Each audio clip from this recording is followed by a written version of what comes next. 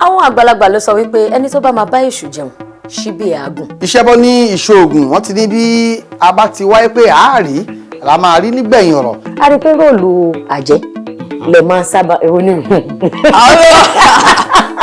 Mọ̀ ń bẹ́ẹ̀ lè. Ẹbí ní sẹ́rí wá rèé ó níbi tẹ̀ràn wá lọ́wọ́ dé. Ìtàn tẹ́ ẹ̀ ń sọ fún wa yìí ẹgbọ́n ni abẹ́ bá bẹ́ẹ̀. The only person tí mi bá sọ̀rọ̀ ni babe Adékúnlé mi tẹ̀fẹ́ polúkọ ẹ̀kọ́. Gẹ̀yìn. Aṣọ ogun ilẹ̀ wọ̀.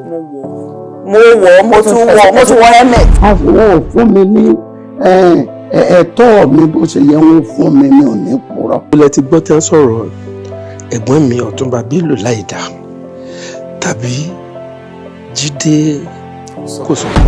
Ṣé crime ni kéèyàn máa dúró de Ọlọ́run kéèyàn máa ti bímọ ni?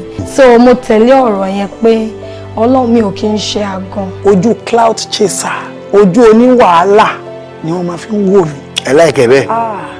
Ọ̀rọ̀ pé ọlọ́mọdé àwọ̀jà kan àwa ti wọjà. Irọ́ ni ẹ má dá lóhùn irọ́ ní pa ṣé mo ti mú ọ lọ tírí oṣù ìṣirí.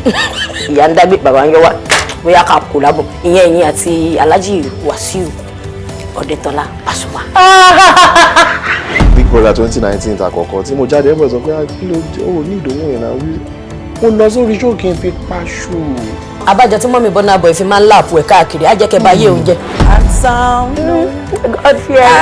If you no fear God, may you fear person. How do you know he's single? How do you know he's single? That means I'm fiki too. Amara. Bóyá Igbo ni. Viola. Bóyá Hausa ni. Yinka. Bóyá South Sade.